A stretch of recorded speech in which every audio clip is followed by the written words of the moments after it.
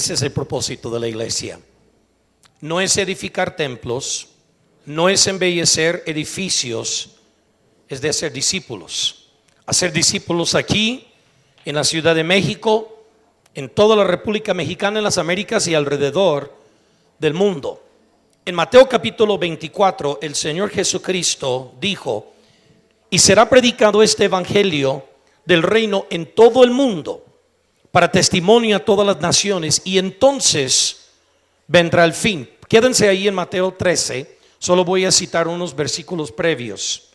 Pero esto es lo que Jesús dijo en Mateo 24. Cristo dijo lo siguiente: antes que venga el final, y no importa donde usted cae en la escala de dispensaciones, esto es la verdad. Antes que venga el final, el evangelio va a ser predicado en todo el mundo como testimonio a todas las naciones. Ayer en el estudio bíblico de enfoque global les enseñamos que cada vez que aparece la palabra nación o naciones en el Nuevo Testamento, realmente se está refiriendo a las etnias. Entonces Jesús dijo: antes que venga el final, el evangelio del reino, es importante, el evangelio del reino de Dios va a ser predicado en todo el mundo como testimonio a todas las etnias del mundo.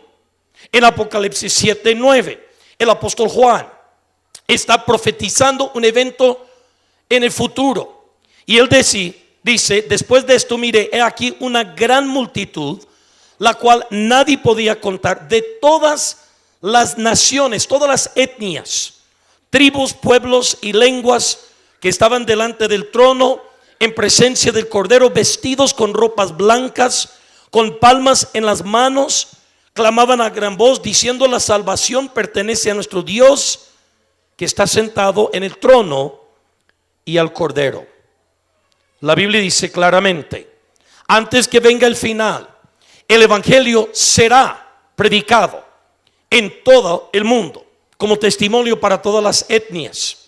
Y luego el apóstol Juan, aislado en la isla de Patmos, viendo los sucesos del futuro, dice: en el juicio, delante del trono de Jesús, delante del trono de Dios y del Cordero, estarán personas vestidas de ropas blancas con palmas en las manos, y ellos saldrán de todas las naciones y las etnias, tribus y lenguas de toda la tierra. Ahora, esto es lo que sabemos con certidumbre. Con certidumbre esto es lo que sabemos. El evangelio va a ser predicado en todo el mundo.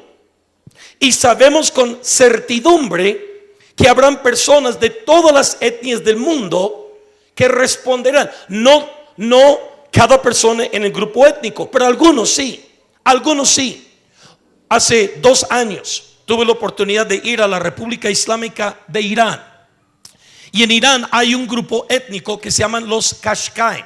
Son 2,5 millones de Qashqai que viven nomádicamente en el país de Irán. Y entre ellos no se conocía ni un solo seguidor de Jesucristo. Y yo siempre, cuando mencionaba algo, hablaba de los grupos no alcanzados, mencionaba a los Qashqai, y había que orar para que Dios hiciera algo entre los Qashqai.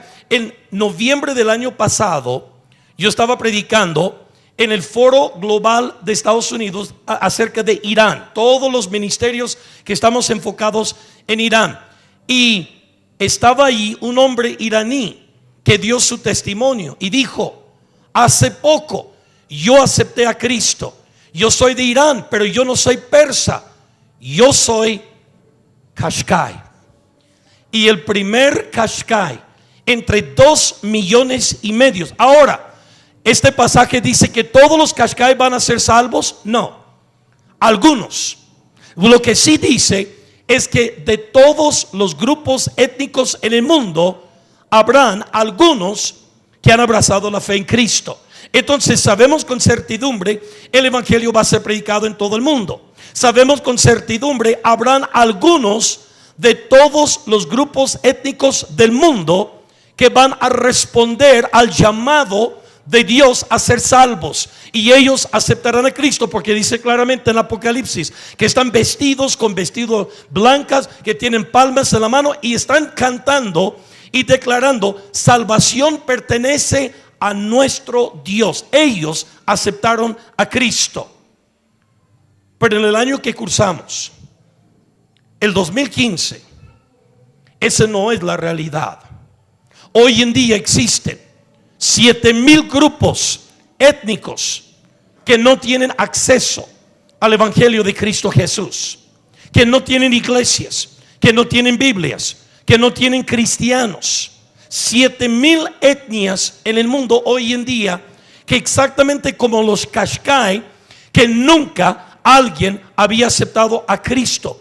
1/3 de nuestro mundo. Entonces la pregunta es: si la Biblia declara fuertemente que el Evangelio va a ser predicado en todo el mundo, y si Juan dice habrán personas de todas las etnias que han aceptado a Cristo, ¿cómo llegamos a donde estamos ahora, con la tercera parte de nuestro mundo que todavía no tiene acceso al Evangelio? ¿Y cómo llegamos a aquel punto que cada grupo étnico ha escuchado el Evangelio, que cada persona haya tenido acceso de poder aceptar a Cristo?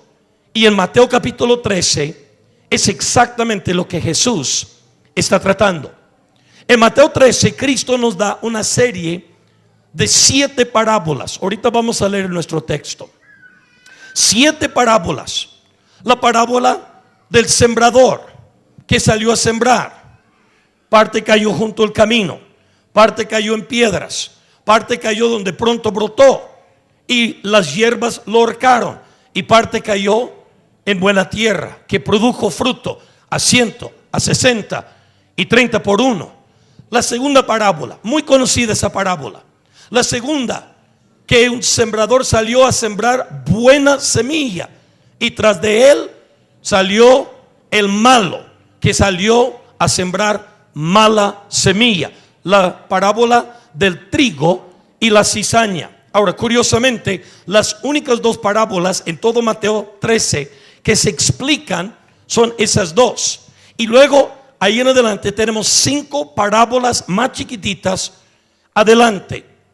La parábola de la semilla de la mostaza, la parábola de 3 medidas de levadura, la parábola del tesoro escondido, la parábola de la perla de gran precio, y la última parábola es la parábola del red de un pescador que atrapa peces de todas clases. Ahora, alguien dice que tiene que ver eso con la extensión del Evangelio.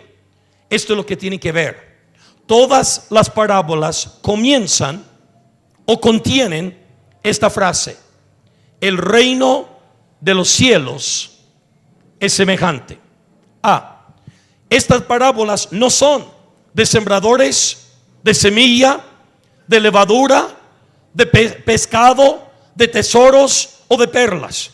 Estas 7 parábolas en sí son una sola parábola, es una sola historia, y Cristo nos está dando los 7 capítulos en orden secuencial de una sola historia. Y la historia no es de semilla, la historia no es de perlas, la historia no es de levadura, la historia no es de peces. La historia es del reino de los cielos, y cómo el reino de nuestro Dios se va a extender, a abarcar todo el mundo. Algunos predicadores, y yo creo que lo hacen equivocadamente, no deliberadamente, pero equivocadamente, enseñan que el reino de Dios es un reino y el reino de los cielos es otro reino. Yo no creo eso, y te voy a explicar por qué. Porque si fuéramos a Marcos capítulo 4, encontraríamos exactamente las mismas parábolas que están en Mateo 13. Pero en Marcos 4 dice: el reino de Dios es semejante a. ¿Sabe lo que significa eso? Que el reino de Dios y el reino de los cielos es el mismo reino. ¿Por qué? Porque nuestro Dios no tiene 2 reinos. Nuestro Dios tiene un solo reino. Llámase el reino de Dios, llámase el reino de los cielos, pero es el mismo reino. Son sinónimos. Es exactamente el mismo reino. Cuando Jesús vino, Jesús dijo: el reino de los cielos se ha acercado a vosotros. ¿Qué se estaba refiriendo? Su presencia. La misma presencia de Cristo Jesús. Entonces, en Jesús está envuelto el reino de los cielos. En Jesús está envuelto el reino de Dios, porque Jesús es el rey del reino que pertenece a nuestro Dios. No hay otro rey. Yo sé que aquí en toda la República Mexicana estamos votando y algunos dicen: es que yo soy priista, yo soy panista, yo soy tortillista, yo soy perredista, yo soy quién sabe quiéncista.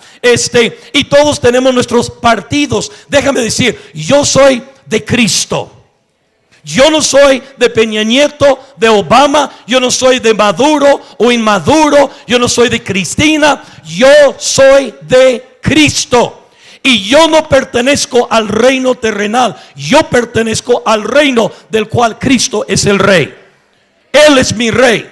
Él es mi partido político. Él es mi afinidad con el cual yo me identifico. Y lo hermoso es de que Dios toma personas de todos los reinos del mundo y forma un solo reino, de todas las etnias del mundo, y los une bajo un solo reino, el reino de nuestro Dios, que aquí se llama el reino de los cielos. Y notan estas 7 parábolas, y la última culmina diciendo: el reino de los cielos es semejante a una red de pescador que atrapa peces de un solo tipo. Así dice, de todos. ¿Por qué? Porque esta parábola no está hablando de una red de pescador. Esta parábola está hablando del reino de los cielos. Y esta parábola no está hablando de peces. Esta parábola está hablando de hombres y mujeres. ¿Están conmigo? ¿Y qué clase de hombres y mujeres el reino de los cielos, el reino de Dios va a incluir? De todas las naciones. Déjame enseñarle la secuencia. El reino de los cielos. De hecho, vamos a leer ahora. Note lo que dice Mateo 13 y verso 10. Versículo 10. En el versículo 10 dice: entonces, acercándose los discípulos, le dijeron: ¿por qué hablas en estas parábolas? Y en versículo 11 dice: él respondiendo les dijo: porque a vosotros os es dado a saber los misterios. ¿De qué cosa? Léelo todos juntos. ¿De qué cosa? Dice: a vosotros os es dado saber el misterio de qué? Del reino de los cielos. Estas parábolas no están hablando de parábolas. Estas parábolas están hablando de una sola cosa: el reino de los cielos. Mas a ellos no les es dado a saber. Note lo que dice el versículo 34. Versículo 34 en el mismo Mateo 13 dice: todo esto habló Jesús por parábolas a la gente, y sin parábolas no les hablaba, para que se cumpliese lo dicho por el profeta, cuando dijo: abriré en parábolas mi boca y declararé cosas que escondidas desde la fundación del mundo. Y lo que Jesús está haciendo a través de estas 7 parábolas, está narrando la historia, cómo comienza el reino de los cielos y cómo culmina el reino de los cielos. Cómo comienza en la tierra el reino de los cielos y cómo termina. Y recuerdan, no son 7 parábolas, es una sola parábola y son 7 capítulos en secuencia, como el reino de Dios empieza desde un sembrador que está sembrando semilla y se culmina en una red de pescador que atrapa peces, hombres y mujeres de todas las naciones. ¿Y cómo se lleva a cabo? Ahora, la primera parábola y la segunda parábola son muy semejantes, porque ambos tienen que ver con sembradores. Y esto es lo que Jesús está diciendo: el reino de los cielos, mi reino, el reino de Dios, llega al mundo por un sembrador. Y qué curioso, en ambas parábolas el sembrador es exactamente la misma persona, porque en ambas parábolas dice: el sembrador es el Hijo del Hombre. Entonces, ¿quién es el sembrador? En las primeras dos palabras es Jesús.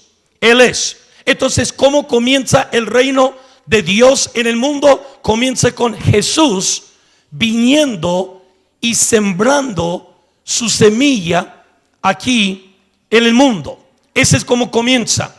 Y en las primeras dos hablan de sembradores sembrando. Y las siguientes dos también son muy parecidas, la de la mostaza y levadura. Y dice que esa semilla que el sembrador soberano Jesús vino al mundo a sembrar, empezó como una semilla muy chiquitita. De hecho, dice ahí en Mateo 13, el reino de los cielos es semejante a una semilla de mostaza. ¿Cuál es? Pregunto, ¿la más grande o la más chica de todas las semillas del mundo? Es la más chica. Dice, pero cuando es sembrada, dice, crece la hortaliza tan grande que las aves de los cielos hacen sus nidos en sus ramas. La siguiente parábola es muy parecida. Dice, el reino de los cielos es semejante a una mujer que esconde una medida pequeñita de levadura. Y esa pequeñita medida de levadura leuda toda la masa. Ambas parábolas están contando la misma historia. Y esta es la historia. Si tú entiendes la secuencia de estas parábolas, entenderás la historia de que no se trata de levadura, no se trata en realidad de semilla de mostaza, no se trata ni siquiera de semilla, realmente se trata del reino de Dios y cómo el reino de Dios crece. El reino de Dios vino cuando Cristo, el sembrador soberano, vino al mundo. Por eso Cristo declaró: se os ha acercado el reino de los cielos. ¿Cuándo vino Jesús? ¿Por qué? Él es el sembrador soberano. No solamente en las parábolas, en realidad Jesús es el sembrador soberano. Pero ¿cómo comienza esa semilla del reino de Dios aquí en el mundo? Dice Jesús, comienza como una semilla de mostaza, muy pequeñita. Comienza como una pequeña medida de levadura, pero va creciendo y creciendo y creciendo, hasta que esa pequeñita medida de levadura leuda toda la masa. En febrero del año pasado tuve la oportunidad de ir al reino de Nepal. En 1950 el reino de Nepal era un reino budista 100% cerrado. ¿Qué significa eso? Ellos nunca permitían extranjeros en su país, de ningún estilo, de ningún tipo. ¿Cómo el evangelio se va a extender a Nepal cuando es un país que literalmente nunca por siglos ha admitido extranjeros llegar? No había forma de enviar misioneros. Pero cuando en 1950 el reino budista de Nepal abrió sus puertas y por primera vez permite personas del resto del mundo entrar, ¿sabe lo que nos dimos cuenta en 1950? Que dentro del reino budista de Nepal, de 30 millones de personas, había 7 seguidores de Cristo. ¿Cómo se convirtieron? No sabemos. Lo que sí sabemos, que en todo el país, de 30 millones de personas, la misma población de la Ciudad de México, había 7 menos personas que están sentadas en la primera fila. 7 en todo el país. Yo el año pasado prediqué en Nepal. ¿Sabe lo que Dios ha hecho en los últimos 60 años en Nepal? Es increíble. Vinieron de las montañas, vinieron de la selva, vinieron del desierto, vinieron de los pueblos, vinieron de las ciudades. Y en un auditorio, 4 veces el tamaño de este auditorio, por 12 horas al día, plantadores de iglesias nepalí. 1500 plantadores de iglesias vinieron y escucharon enseñanza y predicación por 12 horas en el día, sentados en el suelo. ¿Saben lo que Dios ha hecho en los últimos 60 años? Lo que comenzó con 7 seguidores de Cristo en el reino budista de Nepal, hoy en día no son 7, son 1,5 millones de cristianos evangélicos en el reino budista de Nepal. Y en primera vez en la historia, cualquier país en Asia Central ratifican su constitución, y hoy en día existe en Nepal lo que no existe en ningún otro país en el Medio Oriente: libertad de escoger la religión que uno quiere. ¿Sabe por qué? Porque lo que comenzó 60 años atrás como una semilla de mostaza, lo que comenzó como una pequeña medida de levadura, ha ido creciendo y creciendo y multiplicándose y multiplicándose, y hoy en día lo que hay en Nepal no es una semilla de mostaza, es una rama grande, es una hortaliza grande. Ya no es una pequeña medida de levadura. Ahora el evangelio ha leudado toda la masa y ha crecido el evangelio. Pero como comenzó con la venida de un sembrador soberano que sembró una semilla muy pequeñita, pero esa semilla ha ido creciendo y creciendo. Curiosamente, las siguientes 2 parábolas también son muy parecidas. Un tipo sale y encuentra un tesoro escondido en un terreno, y regresa y vende todo lo que tiene para poder adquirir ese terreno y así adquirir el tesoro escondido. Me acuerdo cuando nosotros habíamos comprado un terreno en Huexotla, aquí en el Estado de México, en Texcoco, y estábamos mi suegro y yo escarbando la cimentación de lo que hoy en día es la primera iglesia bautista de Texcoco, y había unos muros viejos de adobe y yo los quería dejar para patrimonio, algo antiguo, y los dejamos. Pero mi suegro me dijo, que descanse en paz, David Velázquez, me dijo: Rafael, yo no sé si tú sabes, pero aquí en México antiguamente la gente enterraba su oro en los muros de adobe porque no confiaban en ese tiempo en los bancos.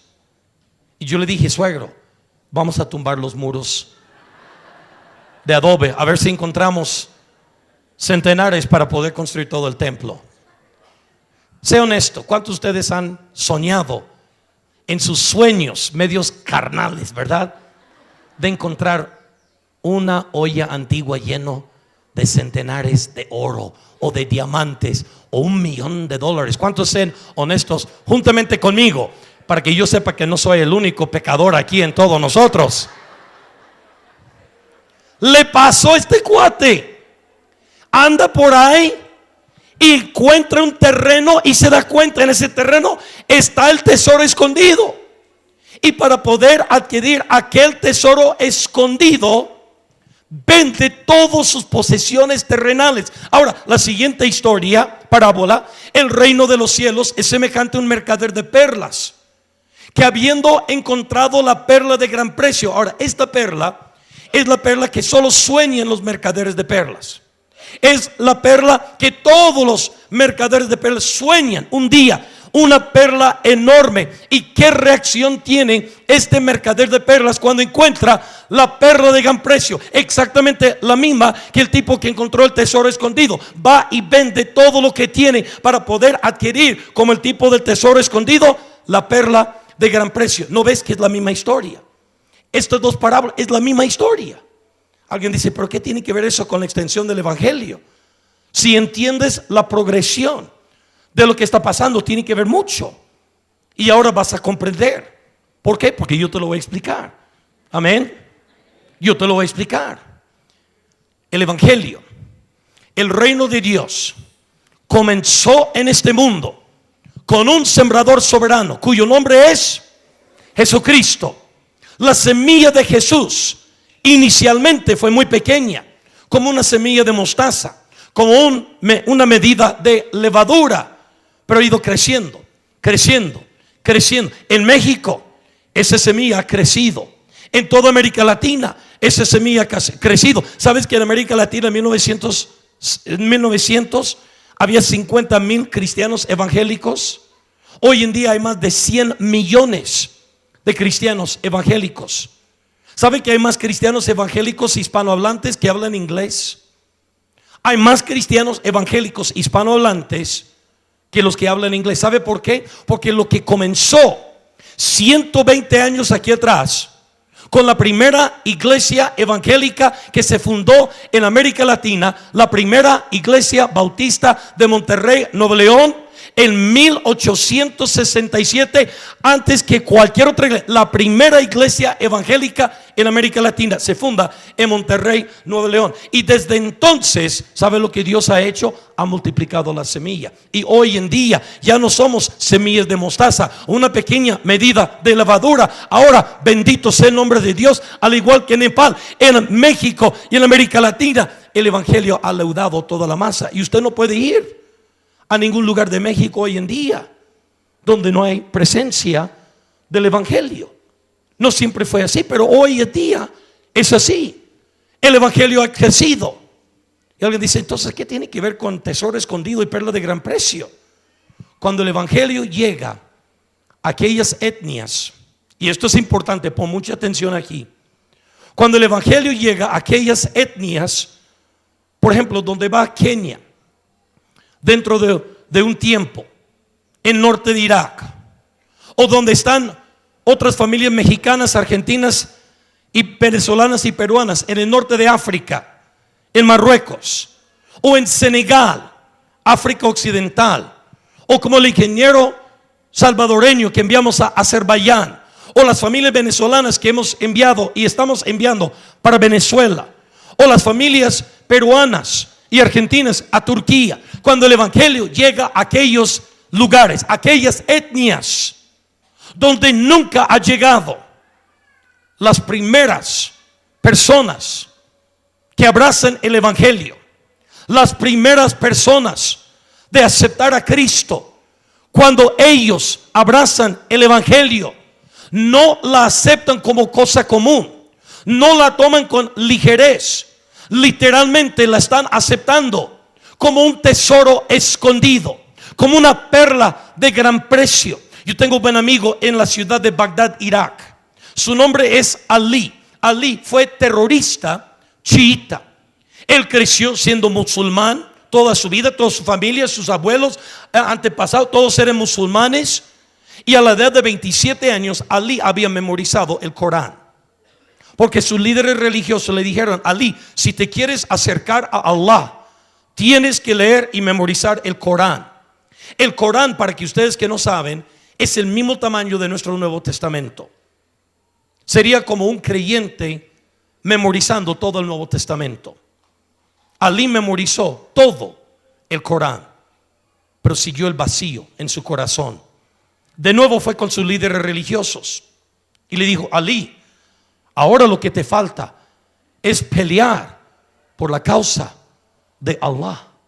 Te tienes que enlistar en el ejército de Allah.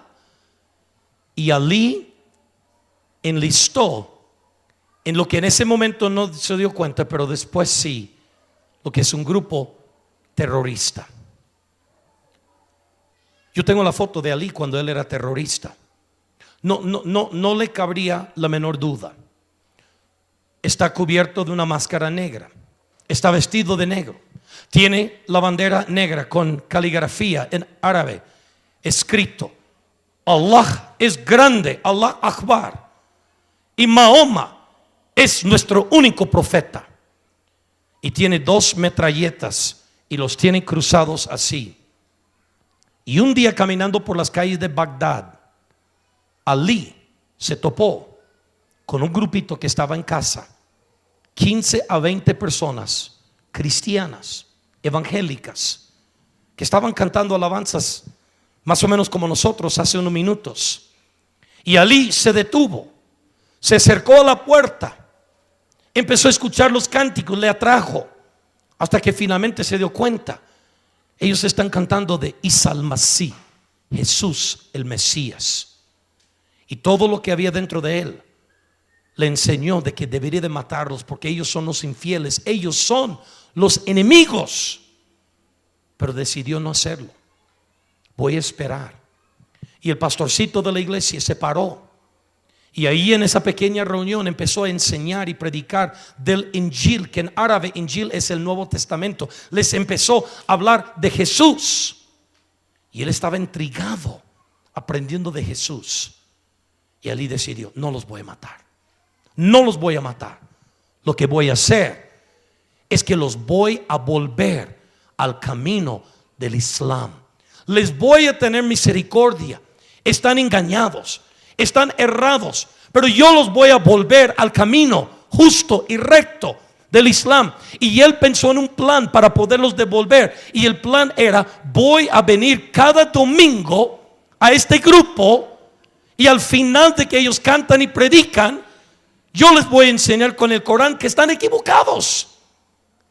Y Ali se volvió más fiel a las reuniones de la casa iglesia que a algunos hermanos de la casa iglesia. Al principio él traía su Corán y discutió con ellos, pero finalmente no pudo discutir más con Jesús, porque lo que ese pequeño grupo de cristianos en el centro de Bagdad le mostró a Ali fue lo que sus líderes religiosos nunca le pudieron mostrar. Se encarnaron de la persona de Jesús y le mostraron a Jesús. 6 meses después, Ali les dice a los líderes de la iglesia: me voy a convertir, voy a dejar el Islam, voy a aceptar a Cristo y voy a ser cristiano. Y aún los propios líderes, entendiendo el contexto del Medio Oriente, le dijeron: Ali, ten mucho cuidado, porque si tú te conviertes, tu papá, tus tíos, tus hermanos te van a tratar de matar. Tus líderes religiosos, tus amigos te van a tratar de matar. Y esto fue la respuesta de Ali: Jesús dio su vida por mí, y yo daré mi vida 1000 veces por él. ¿Sabe por qué Ali no solo abrazó el evangelio, enfrentó persecución tan severo de su propia familia y otros que trataron de matarlo? ¿Sabe por qué él deliberadamente escogió a Cristo por encima de todo lo demás, de su pecado, de su religión, de su familia? Porque Ali había encontrado el tesoro escondido. Ali había encontrado perla de gran precio. Él había encontrado. Y sabes que dice la Biblia que cuando el tipo encontró el tesoro escondido y el mercader de perlas encontró la perla de gran precio, fueron y vendieron todo cuanto tenían para poder adquirir aquello. ¿Sabe lo que hizo Ali?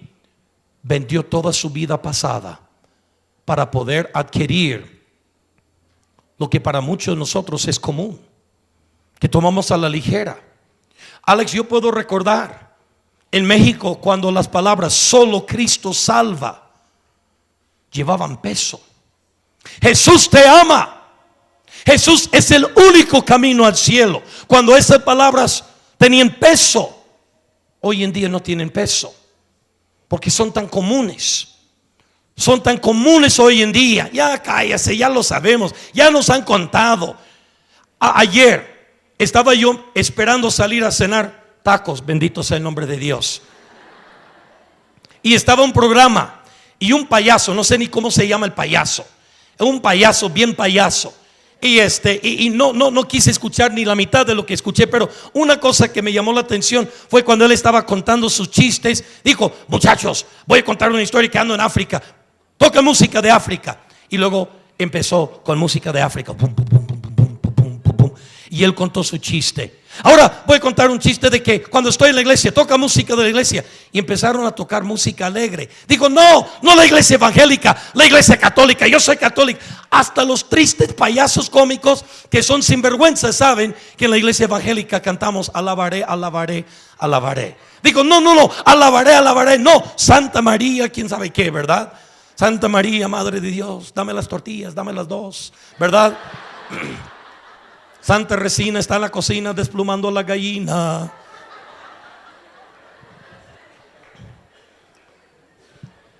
Y el evangelio hoy en día está tan extendido en México que hasta los cómicos pueden hacer bromas. Hoy en día las palabras solo Jesús salva no llevan peso, pero esas palabras en el Medio Oriente, entre las etnias, causa que algunos acepten a Cristo y otros tratan de matarte. ¿Sabe por qué? Porque cuando el evangelio va creciendo como una semilla de mostaza y como una pequeña medida de levadura, y va creciendo y creciendo, pero llega por primera vez a aquellas tierras donde no es conocida, las primeras personas que abrazan el evangelio lo hacen arriesgando sus propias vidas. ¿Y cómo culmina la séptima parábola?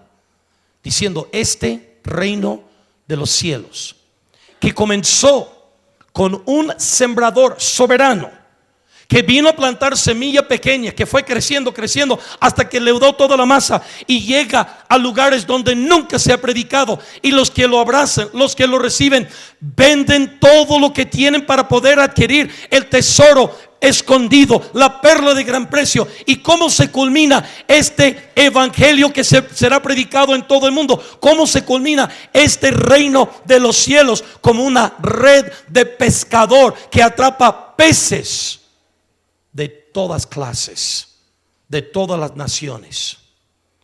Pero la pregunta sigue siendo, ahora que entendemos que las 7 parábolas no son 7, es una, que son 7 historias en consecuencia, contando cómo el reino de Dios se va a extender a todo el mundo, la pregunta sigue siendo, ¿cómo se hace? ¿Cómo llegamos a donde estamos en el 2015, que 7,000 grupos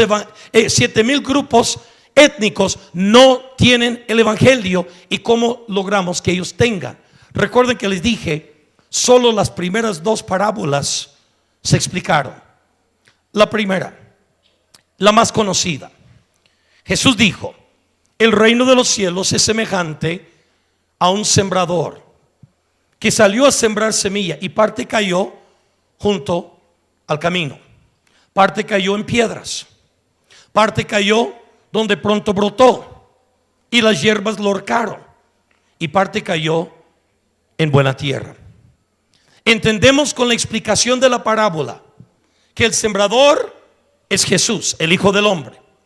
La semilla, porque Cristo mismo nos declaró cuál es la semilla, dice, es la palabra de Dios. Y el campo junto al camino, piedras donde pronto brotó, y buena tierra, realmente no está hablando de tierra, sino está hablando de nuestros ¿qué? Corazones.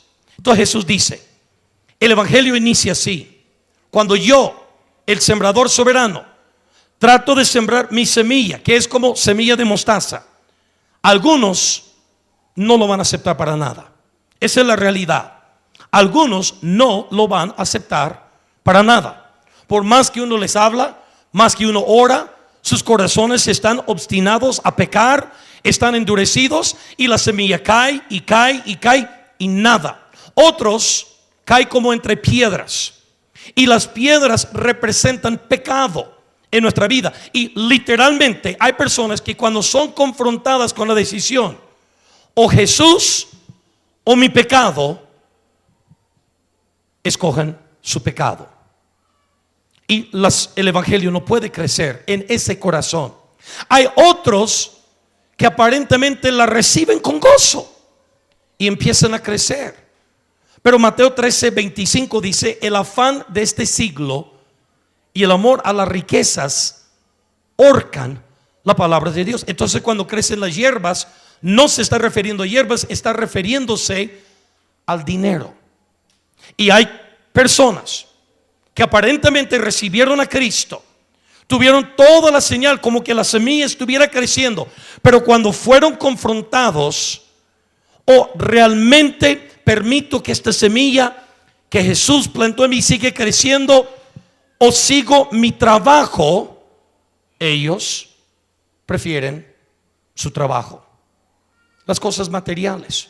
Pero dijo Jesús, hay otro grupo que su corazón es como un campo de buena tierra, que cuando cae la semilla produce fruto. Algunos están pensando, pastor, ¿cómo puedo saber que si mi corazón es como buena tierra? Porque buena tierra produce fruto. Buena tierra. Ahora, no dije buena tierra nunca se equivoca o nunca peca, pero buena tierra, al final de cuentas, el resultado es fruto.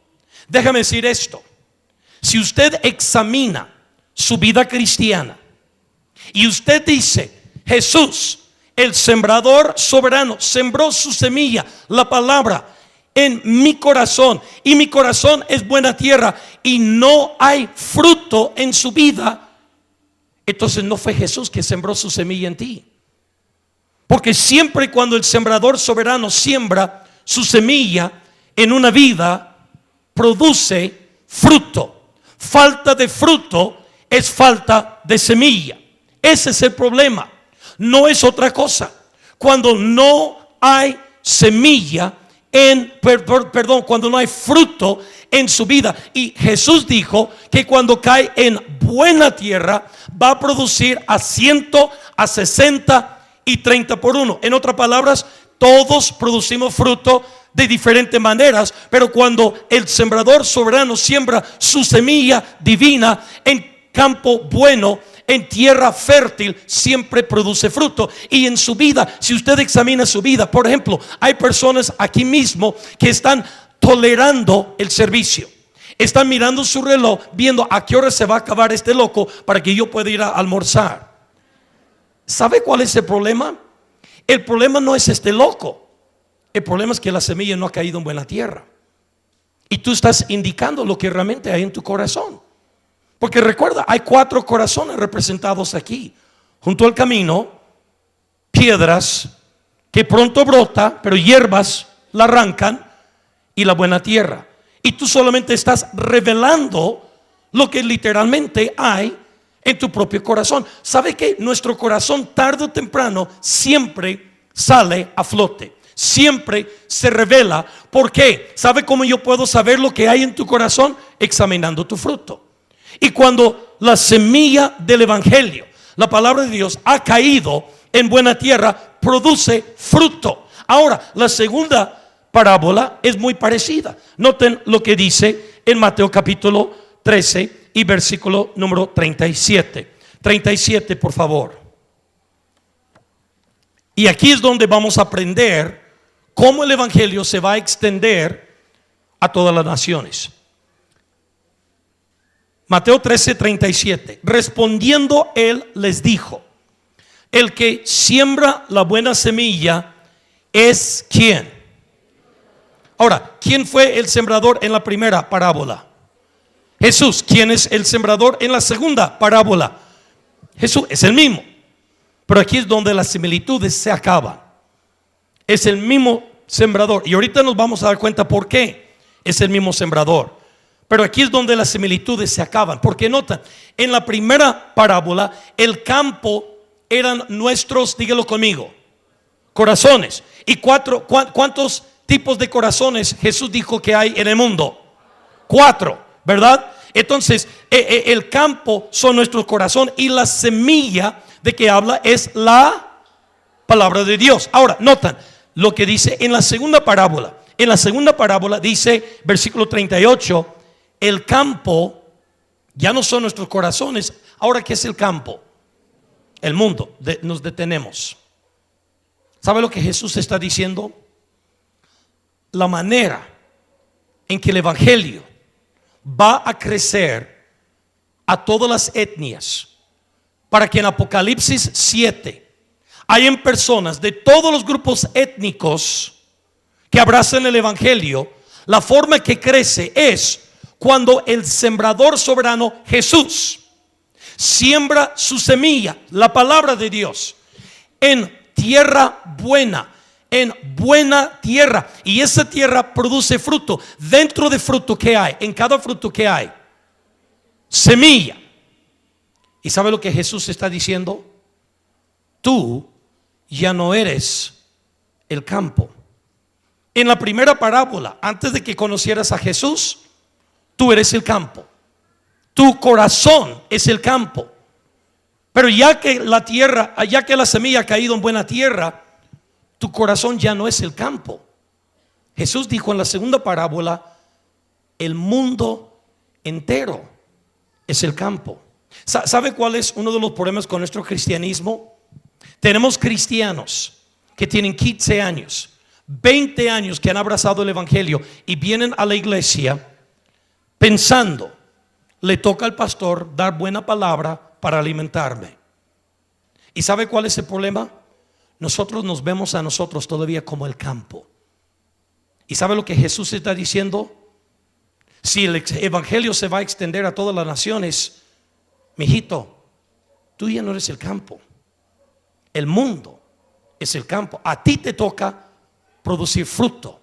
Y dentro de ese fruto hay semilla, suficiente semilla para extender a todas las demás naciones. Continuamos leyendo ahí en el versículo 38. Dice, el campo es el mundo y la buena semilla son ¿quiénes?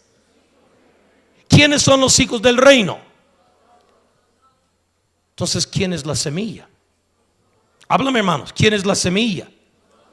¿Quieres saber cómo el evangelio se va a extender en cumplimiento a Mateo 24:14 en todo el mundo como testimonio a todas las naciones? En cumplimiento a Apocalipsis 7:9 de que habrán personas de todas las naciones y tribus y lenguas parados delante del trono cantando, salvación pertenece a nuestro Dios y al Cordero que está sentado. Es cuando nosotros nos damos cuenta que la semilla ha caído en buena tierra. Yo ya no soy el campo, pero yo soy la semilla para el resto del mundo. Yo soy la semilla para el resto del mundo. Yo fui criado literalmente en medio de un huerto de naranjas de niño. Toda mi infancia, yo todavía recuerdo corriendo descalzo, piscando naranjas. Mi papá cultivaba caña, papa, frijol, pero vivíamos en medio del huerto de naranjas de mi papá y de mi abuelo, quienes cultivaban naranjas. Yo recuerdo muchas veces ver a mi papá cultivar plantas, plantar semilla. Yo no sé, a lo mejor, yo sé que ustedes viven aquí en la Capirucha, ¿verdad? Pero a lo mejor algunos vienen en su infancia de lugares donde antes sembraban, y no marihuana, ¿verdad? Maíz, frijol. ¿Te imaginas un sembrador que sale con su costalón de maíz y aquí está todo el campo, y él agarra el costalón de maíz y lo vacía en un solo lugar y se va para su casa? Y su esposa dice, viejo, ¿tan pronto? Ya terminé. Una pregunta. Semilla que está toda amontonada. Mi sobrina es ingeniera agrónoma, o ya casi. Semilla que está toda amontonada. ¿Qué sucede, Esli? No crece. Al cambio, ¿qué sucede? Se pudre. ¿Quieres saber por qué la semilla no se está extendiendo hasta las naciones? Estas naciones que ustedes tienen representadas aquí: Egipto, Camerún, Bangladesh, Indonesia, India, aquí los países árabes. ¿Sabe por qué la semilla? Porque la semilla está toda junta. Toda la semilla está junta. Y cuando semilla está amontonada, no crece y en cambio se pudre. La semilla se pudre. Vamos a suponer, yo soy sembrador y yo salgo a sembrar, y yo estoy sembrando aquí, y de fijo que allá en aquella esquina del campo no hay nada de semilla, y yo empiezo a llevar la semilla en mi morral, voy para allá, aquel camino hacia el campo, esa parte lejana donde no hay nada de semilla, Y de repente la semilla me comienza a hablar, que yo soy el sembrador, y me dice: disculpe, señor sembrador. Ahora, yo sé lo que algunos están pensando. Están pensando: está loco el hermano, la semilla no habla. Hermano, esta es mi predicación. Cuando yo predico, la semilla habla. Cuando tú predicas, la semilla queda muda, ¿ok? Pero esta es mi historia. Y para que usted me entiende, la semilla habla. Y la semilla dice: disculpe, señor sembrador, a mí no me gusta que me siembres en ese lado del campo. No me parece nada bien. Porque en este lado del campo hace un montón de calor. Y la gente en aquel lado son tan diferentes. No comen tortillas como nosotros, ni frijoles, ni nopales, ni tlacoyos. No comen. Sabrá Dios que comen. Y la gente de aquel lado hablan tan diferentes, se ven. De hecho, señor sembrador, ¿no has estado mirando CNN? ¿No te has dado cuenta que en este lugar del campo están decapitando semilla como yo? No, pero por favor, una pregunta: ¿quién tiene potestad donde la semilla es sembrada? ¿La semilla o el sembrador? ¿Tú crees que la razón que no hay semilla en el Medio Oriente es porque el sembrador no ha querido sembrar semilla allá? Yo no creo. Yo creo que lo contrario.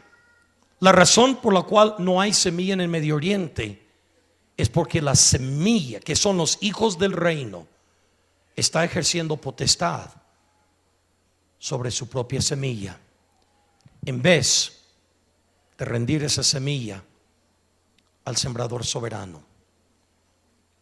Hace 1 año y medio, un joven islámico, su nombre es Ashwan, 25 años de edad, joven universitario, soñó una noche de Jesús. Él no supo qué hacer con ese sueño. Jesús le apareció en su sueño, le dijo a Ashwan: me tienes que seguir, y se asustó, siendo musulmán toda la vida. Despertó y no supo qué hacer. A propósito, Cristo se está manifestando a montones de musulmanes en sueños y visiones. Y antes de que tú dices: yo no creo eso, vaya al Medio Oriente y déjame presentártelos. Jesús se le apareció a él y él no supo qué hacer con el sueño. Se asustó. Nunca había visto una Biblia, nunca conoció a un cristiano, nunca jamás en su vida había visto una iglesia. 3 días después conoció a un amigo mío mexicano que recientemente se mudó allá, y le dijo: señor mexicano, allá en su país de México, ¿ustedes son musulmanes o son cristianos?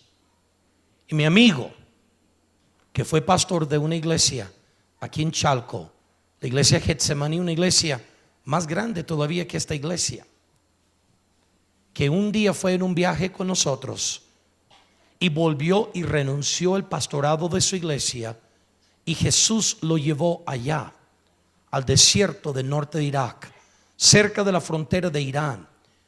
Y cuando este muchacho Ashwan conoce a mi amigo mexicano, que fue pastor aquí en Chalco, le dice: allá en su país de México, ¿ustedes son musulmanes o son cristianos?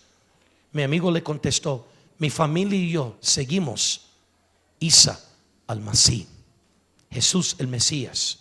Y se asustó Ashwan y dijo: señor mexicano, yo acabo de soñar de Isa al-Masih 3 noches antes. ¿Tú puedes interpretar mi sueño? Y mi amigo mexicano dijo: yo puedo ser mejor que eso. Yo te puedo regalar un libro que habla de Isa al-Masih. Ashwan se asustó, dijo: ¿hay un libro que habla de Isa al-Masih? Yo no sabía que tal libro existía. ¿Cómo se llama tal libro? Dijo: se llama el Injil, el Nuevo Testamento. Y Ashwan en 3 semanas leyó todo el Nuevo Testamento 5 veces. 4 meses después, en el domingo de resurrección, Ashwan puso su fe en el hombre que le apareció 4 meses antes, porque ahora lo conoció a través de la Biblia. Pero ¿sabe por qué Ashwan hoy en día no solamente no es musulmán, es el director de música en una pequeña casa iglesia de 15 personas que se reúnen en casa. ¿Sabe por qué él es salvo hoy en día y otros como él son salvos?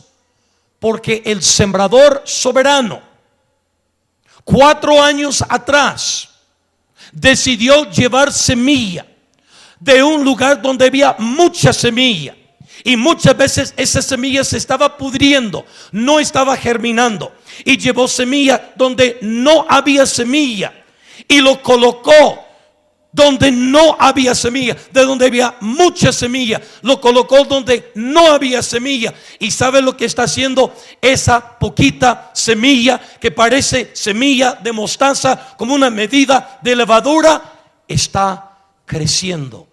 Y el reino de los cielos está llegando a lugares hoy en día que el reino de los cielos nunca ha llegado antes. Mis queridos hermanos, ese es exactamente como el reino de los cielos se extiende a todo el mundo. Cuando nosotros nos damos cuenta, si la semilla ha caído en buena tierra, yo ya no soy el campo, yo produzco fruto, y dentro de mi fruto hay semilla. Yo soy la semilla para el resto del mundo. Kenia, ponte de pie, por favor. Edgar, ponte de pie, por favor. Ustedes ven estas dos personas. ¿Sabes qué son ellos? Semilla. Semilla que se envió desde Mérida, Yucatán, que a través del Ministerio de Jóvenes de Palabra de Vida en Querétaro están alcanzando la juventud, no solamente en México, pero están alcanzando en otros países también. Y esta semilla de Tehuacán, Puebla, Dios agarró semilla donde había semilla y la está llevando donde no hay semilla. Eso es lo que ellos son, semilla. Gracias, hermanos, pueden tomar su asiento. Pero mi pregunta es: ¿el sembrador soberano de toda esta semilla solo quiere enviar 2 que no son ni siquiera de nuestra semilla, son de otros graneros? No, lo que está pasando es que la semilla está contestándole el sembrador soberano: no quiero que tú me plantes allí. Semilla, esa decisión no te corresponde a ti. Esa decisión solo le corresponde el sembrador soberano. Él decide donde él quiere plantar su semilla, no la semilla. El año pasado mi esposa y yo estábamos en cama, dormidos. A la 1:30 de la mañana suena nuestro teléfono y agarro el celular y me doy cuenta que la persona que me está llamando es nuestra única hija, Nayeli. Nayeli, que nació en Texcoco, fue criada en Ciudad Juárez, acaba de terminar su maestría en Los Ángeles, estaba sirviendo en Beirut, Líbano. Y para ella no era la 1:30 de la mañana, para ella eran las 10:30. Pero yo sabía que mi hija sabía que era la 1:30 de la mañana. Y yo pensé, tiene que ser algo urgente o no estaría llamando a esta hora. Y yo agarro y contesto el teléfono: hija, ¿qué pasa? ¿Qué pasa? Dice: papá, no te asustes, te tengo que decir algo, pero no te asustes. Mis queridos hermanos, yo no sé cómo tú responderías cuando tu hija única está en país islámico y te llama a la 1:30 de la mañana y te dice: papá, te tengo que decir algo. Yo le dije: lo siento, ya estoy asustado, dímelo. Dice: papá, en la mañana vas a escuchar que aquí en la ciudad de Beirut, donde yo estoy, se estallaron 6 cochebombas. Esas cochebombas se estallaron a 2 cuadras de la escuela de los niños palestinos y sirios, de los campamentos de refugiados donde yo estoy enseñando. Y luego recuerdo las siguientes palabras: pero papá, no voy a regresar a casa. ¿Sabe por qué? ¿Sabe por qué ella acaba de regresar de ahí y aún se está preparando para mudarse y servir de por vida ahí? Porque la semilla no tiene potestad donde es plantada. Esa decisión solo le toca al sembrador soberano. Hay un versículo curioso que muchas iglesias lo malinterpretan, y es 2 de Corintios 9:10, cuando dice: el que da semilla al que siembra y pan al que come, aumentará vuestra sementera. Y siempre lo aplican al dinero. Y yo no estoy diciendo que no puede haber una aplicación hacia el dinero, pero ahora entendiendo que el que siembra, el sembrador soberano es ¿quién? Perdón, hermanos, obviamente me quedé sordo porque no escuché lo que me dijeron. El sembrador soberano es ¿quién? Jesús, Cristo. Y la semilla no es necesariamente dinero, no es maíz, no es frijol, sino que es la semilla. Nosotros somos la semilla. En la primera parábola, la palabra, cuando cayó en nuestras vidas, era la semilla. Pero en la segunda parábola, la palabra no es la semilla. Yo soy la semilla. Yo soy la semilla. Mi esposa, mi hija, yo soy la semilla. Los hijos del reino. Ahora, entendiendo esta verdad, comprendemos mejor lo que significa 2 de Corintios 9:10, cuando dice: el que da semilla al que siembra y pan al que come, aumentará vuestra sementera. Estaba predicando en la Convención Bautista de Venezuela, y ellos tenían 795 iglesias, y dijeron: tenemos meta de alcanzar para el año 2020 1500 iglesias. Inmediatamente me invitaron a mí a dar un discurso a todos los pastores de la Convención Bautista. Entonces yo le dije: yo les voy a decir cómo asegurar llegar a esa meta. Y algunos hasta sacaron sus plumas. A ver, Rafael nos va a dar una lección de igle crecimiento. Le dije: mandan semilla al resto del mundo y Dios aumentará vuestra sementera. Sendas de vida, ¿quieren crecer como iglesia?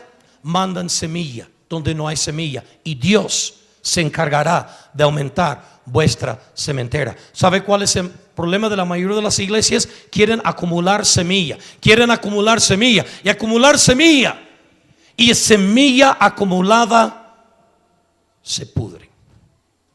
El propósito no es acumular semilla. El propósito es acumular semilla para enviar semilla, para esparcir semilla.